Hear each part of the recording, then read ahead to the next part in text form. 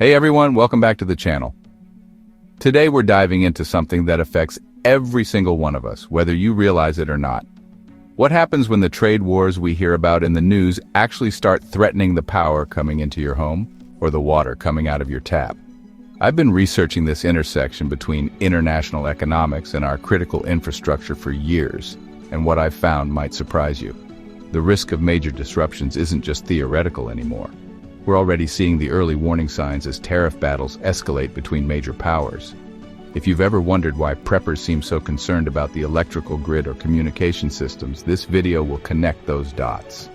I'll break down exactly how these trade conflicts could lead to serious infrastructure vulnerabilities and what you can do to protect yourself and your family. Before we get into the details, take a second to hit that subscribe button and notification bell so you don't miss out on more critical information like this.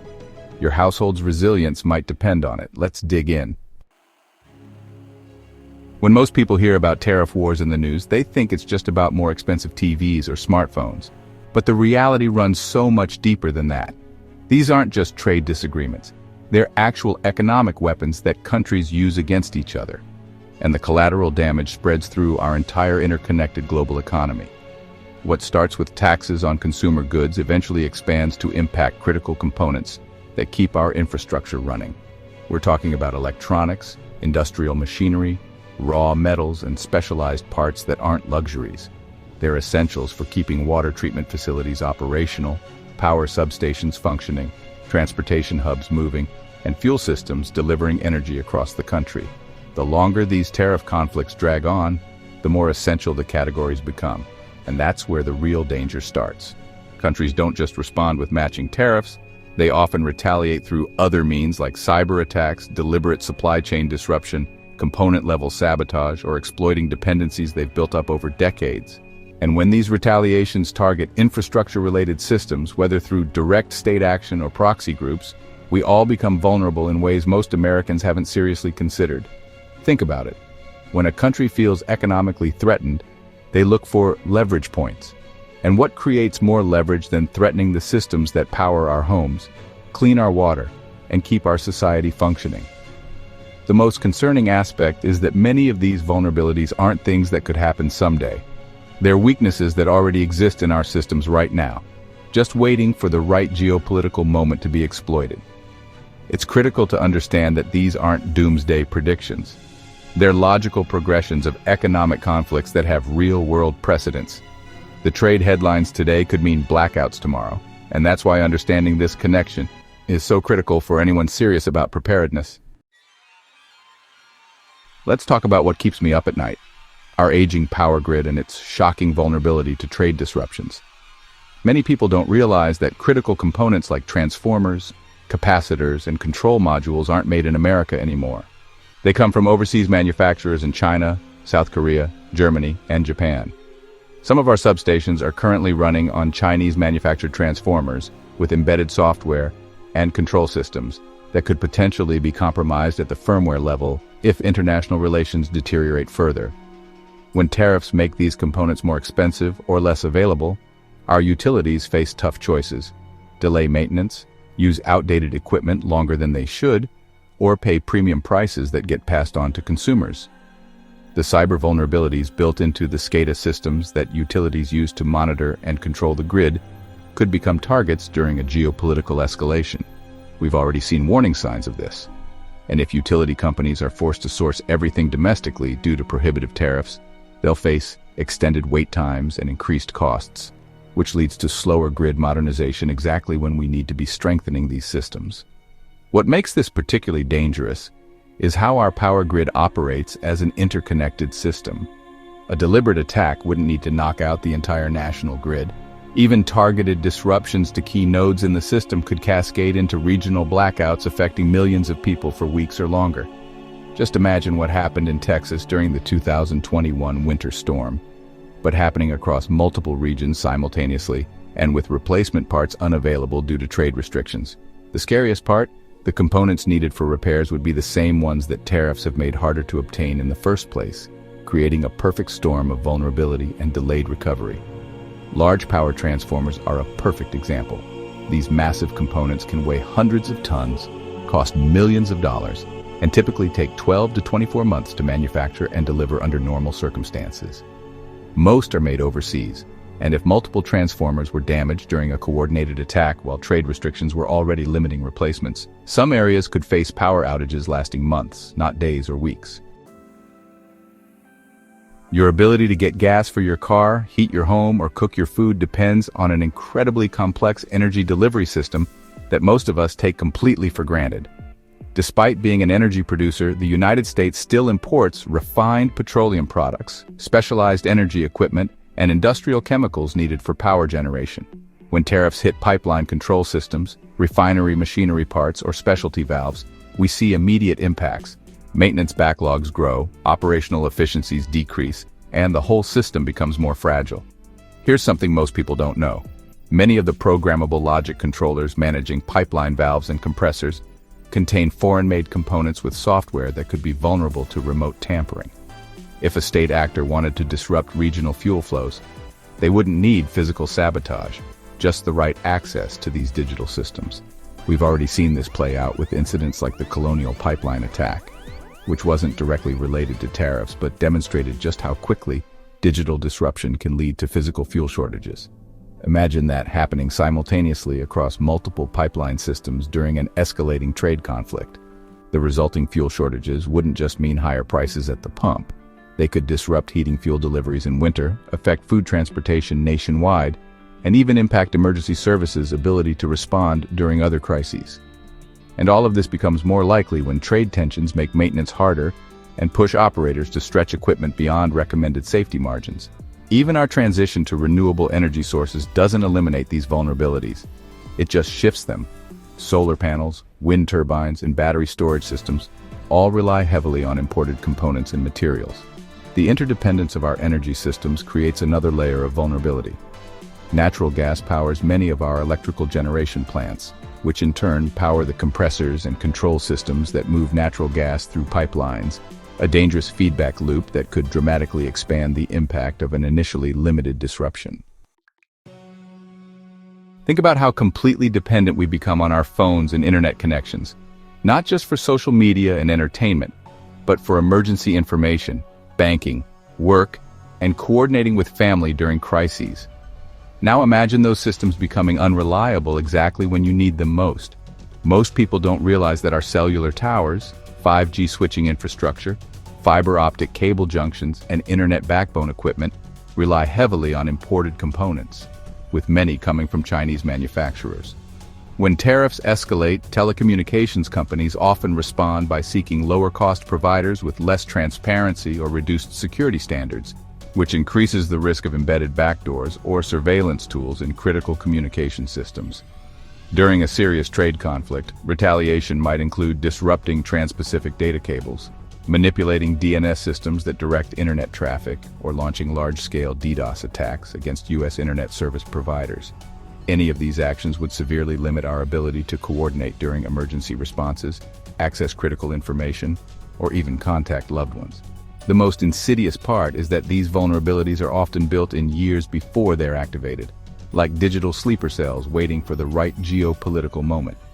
And the irony is that as tariffs make legitimate replacement parts more expensive, the market for counterfeit networking equipment grows, potentially introducing even more security risks into our communication infrastructure. A compromised telecommunications backbone doesn't just mean inconvenience. It could mean the difference between effective emergency response and chaos during an infrastructure crisis. Without reliable communications, everything from coordinating power restoration efforts to distributing emergency supplies becomes exponentially more difficult. And in our hyper-connected world, people have largely lost the skills and habits needed to function effectively without digital communications. If you've ever ordered something online and tracked the package, you've only seen the very tip of an immense global logistics iceberg that keeps our economy functioning. This massive transportation system involves ports with computerized cranes and tracking systems, intermodal rail networks, trucking logistics software, and countless digital coordination tools, many of which depend on imported equipment and parts. When tariffs hit port equipment components or automation tools, we see immediate effects. Modernization projects get delayed, maintenance backlogs grow, and the whole system becomes more vulnerable to failures during peak volume periods or when emergency rerouting is needed. The intermodal rail systems that move containers from ports to inland distribution centers might experience serious equipment problems when tariff penalties impact Asian-made braking systems, software updates, or container tracking technology. In a serious trade conflict, targeted cyber attacks on maritime navigation systems like the automatic identification system could cause shipping route confusion or create deliberate bottlenecks at major ports. We've already experienced how fragile these systems can be. Remember the supply chain chaos from 2021 to 2022? That was primarily from pandemic disruptions, but similar effects could be deliberately induced through targeted actions against vulnerable transportation nodes. What most people don't appreciate is how quickly these shipping and logistics disruptions cascade through the entire economy, affecting everything from food availability to medical supplies and fuel distribution. When the trucks stop running or the ports can't unload ships efficiently, the impacts reach every community in America within days, not weeks or months. Just consider the role of specialized shipping containers themselves. They're manufactured primarily in China and a few other Asian countries. During serious trade conflicts, disruptions to container availability could be amplified by deliberate actions rather than just market forces, creating ripple effects through entire supply chains. This isn't just theoretical fear-mongering. We have concrete evidence that these vulnerabilities exist and that some may have been intentionally created.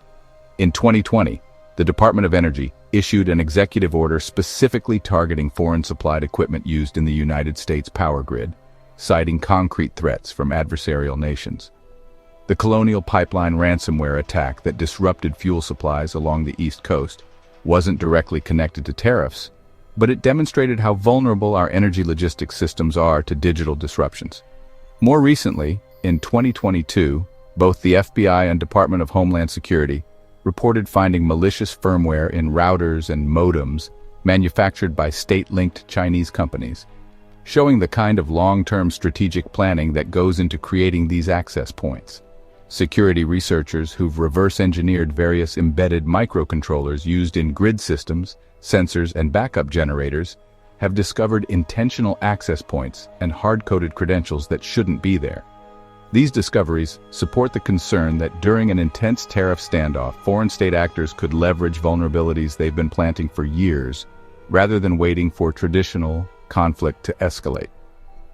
What makes this particularly concerning is that many of these components are already installed throughout our critical infrastructure, meaning the potential access points already exist.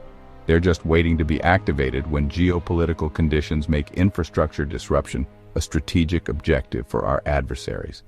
The evidence suggests we're not just imagining these risks. We're already living with them embedded in systems we depend on every day. And as trade tensions escalate, the likelihood of these vulnerabilities being exploited increases proportionally. The situation creates a troubling strategic dilemma. Rushing to replace all potentially compromised foreign-made components would be prohibitively expensive and logistically impossible, but continuing to use them means accepting significant risk of disruption during periods of heightened tension. When the power goes out because of these infrastructure vulnerabilities, you need to be ready with multiple backup options that don't rely on the same supply chains that might be compromised. Start by thinking in layers of energy alternatives, not just one backup system, but several that use different fuels and technologies. A gas or diesel generator is useful, but only if you can get fuel, which might be difficult during major disruptions. That's why adding solar panels with battery banks makes sense as another layer, along with manual charging tools like hand cranks or bicycle generators that can recharge smaller devices when everything else fails. Something most people don't consider is converting their most critical appliances and medical devices to 12-volt DC-compatible alternatives where possible. This simplifies your power redundancy setups, because you can run them directly from batteries or solar systems without needing inverters. Don't just prepare for complete blackouts either. We might see partial outages where power cycles on and off in rolling patterns. For these scenarios, uninterruptible power supplies for sensitive electronics become essential, especially for security systems, medical equipment, or water pumps that need consistent power. If you're investing in a generator, consider the fuel source carefully. Propane and natural gas generators might be more useful than diesel or gasoline versions during certain types of disruptions, as these fuels typically have different supply chains and storage characteristics. For solar systems, look for panels and charge controllers manufactured in multiple countries to reduce your exposure to specific trade disruptions. The key insight here is that trade-related disruptions won't look like typical storm outages. They might last much longer, affect different regions unpredictably, and come with much less clarity about when normal service will resume. Preparation means thinking about how you'd handle not just days without power, but potentially weeks, with unreliable information about restoration timelines. Water becomes the most urgent priority during extended infrastructure disruptions, and having multiple ways to access clean water could literally be a lifesaver when municipal systems fail. Start with the basics. Store at least 30 gallons per person in your household, and develop a rotation system where you use and replace this supply every 6 months to keep it fresh. But don't stop there. Look into supplemental sources like rainwater harvesting systems, large-scale water bladders, or cisterns that can dramatically increase your storage capacity. One of the most important investments you can make is in gravity-fed filtration systems that don't require electricity or pumps to operate. Options like Berkey filters, ceramic drip filters, or multi-stage systems using sand, charcoal, and cloth can turn questionable water into safe drinking water without requiring power. If you have a well, think about how you'd access that water during a power outage. Could you install a manual pump or lever system as a backup to your electric pump? Don't overlook chemical treatments as part of your water purification strategy. Store calcium hypochlorite, pool shock, rather than liquid bleach. It lasts much longer, takes up less space, and can be used to make bleach when needed. Proper storage of water purification tablets and understanding how to use them correctly could make all the difference during an emergency. The distinction between water quantity and water quality becomes crucial during infrastructure disruptions. You might have access to water from streams, ponds, or rainwater collection, but without proper treatment, these sources could cause illness when medical services are already strained.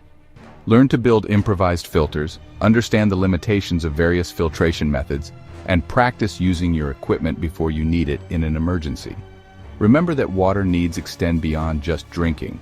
You'll need clean water for cooking, basic hygiene, washing dishes, and potentially flushing toilets if municipal water pressure fails.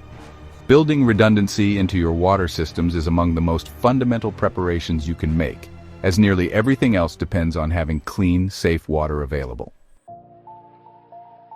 If you've been paying attention to the grocery store over the past few years, you've already noticed how fragile our food supply chains can be, and tariff-driven infrastructure problems would make these challenges even more severe.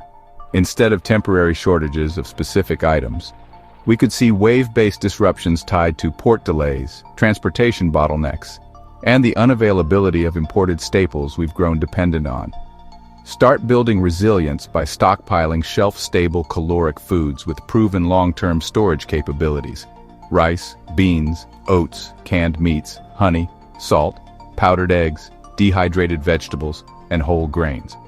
These basics form the foundation of a food security plan that can carry you through extended disruptions. Don't just store this food and forget about it. Practice rotation by incorporating these staples into your daily meals, which serves the dual purpose of ensuring freshness and gradually reducing your reliance on complex supply chains for daily nutrition. As you build your food storage, also develop manual cooking strategies that don't depend on the grid.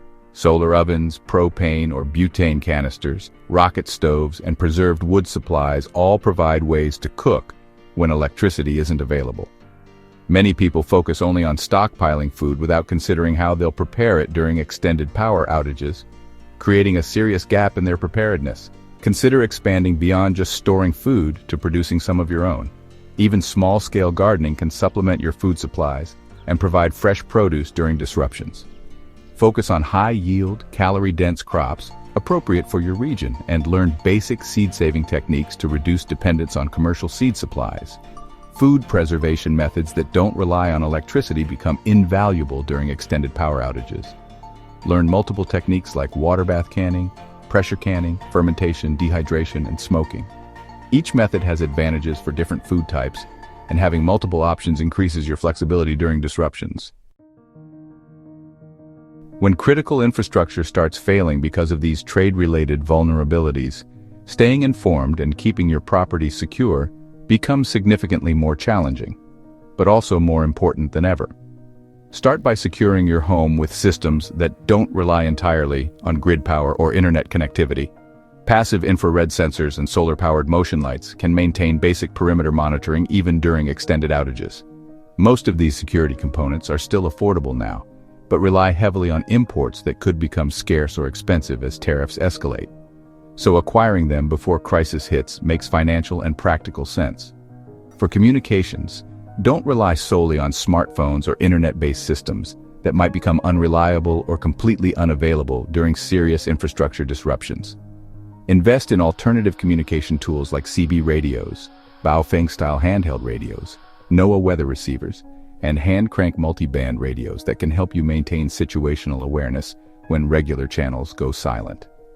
These old-school technologies might seem outdated, but they're far more resilient during grid-down scenarios than our modern digital alternatives. Beyond equipment, develop concrete communication plans with neighbors, friends, and family members that specify exactly how you'll check in with each other if normal methods aren't working.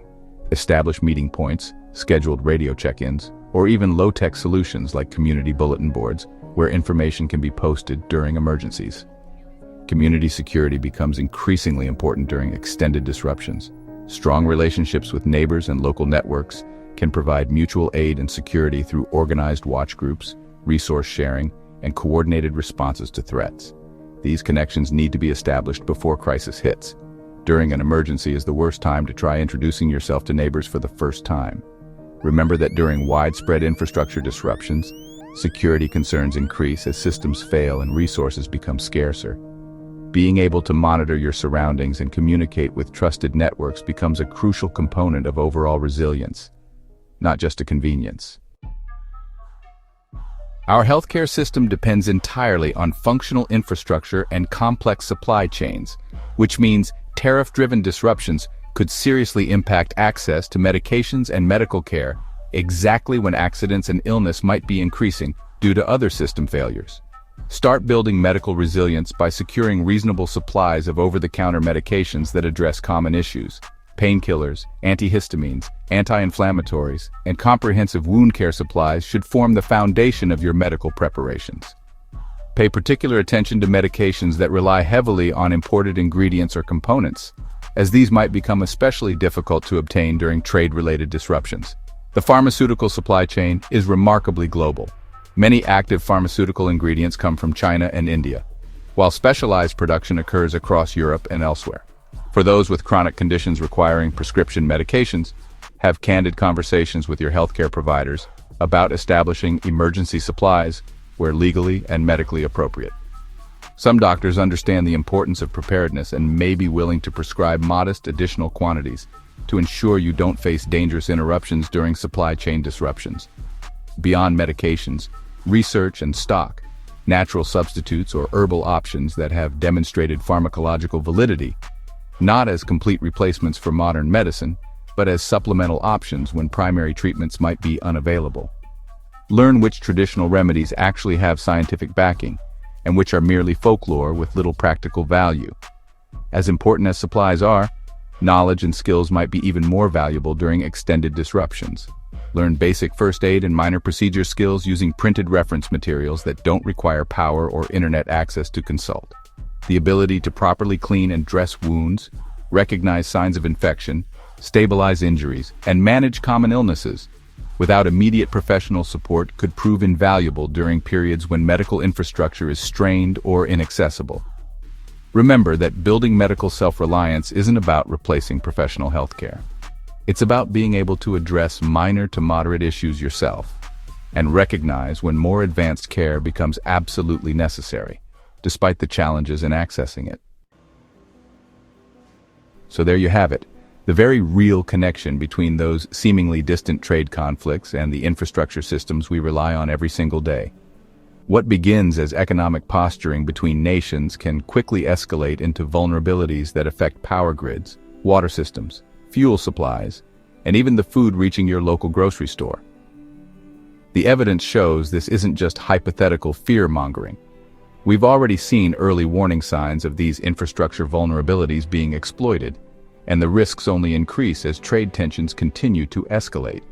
But knowledge is power, and understanding these connections gives you the opportunity to build resilience before problems become crises. Start with the basics we've discussed: layered power backup options, robust water storage and filtration, strategic food reserves, communication alternatives, and medical self-sufficiency. Each step you take builds protection, not just for your household, but potentially for your entire community when systems we've taken for granted become unreliable. The most effective approach is building resilience through layers, addressing the most critical needs first, then expanding your preparations as time and resources allow. Water, food, medicine, energy, and security form the foundation, but don't stop there. Think about how these systems interconnect and support each other. A disruption in one area inevitably affects others, which is why comprehensive preparation, considering all these aspects, provides the greatest protection against uncertainty. Remember that resilience isn't just about stockpiling supplies. It's about developing skills, building community connections, and cultivating adaptability. The people who fare best during extended disruptions aren't just those with the most stuff, but those who can problem solve, improvise, and work cooperatively with others facing similar challenges. Don't wait for the headlines about blackouts or water contamination to start preparing. By then, the components and supplies you need will be scarce or unavailable. The most important takeaway is that these aren't isolated risks. They're interconnected vulnerabilities in systems we've built with efficiency rather than resilience in mind. If you found this information valuable, please hit that like button and share this video with others who need to understand these critical connections. Drop your questions in the comments and let me know what specific aspects of infrastructure preparedness you'd like me to cover in future videos. Until next time, keep building resilience one step at a time. Your future self will thank you.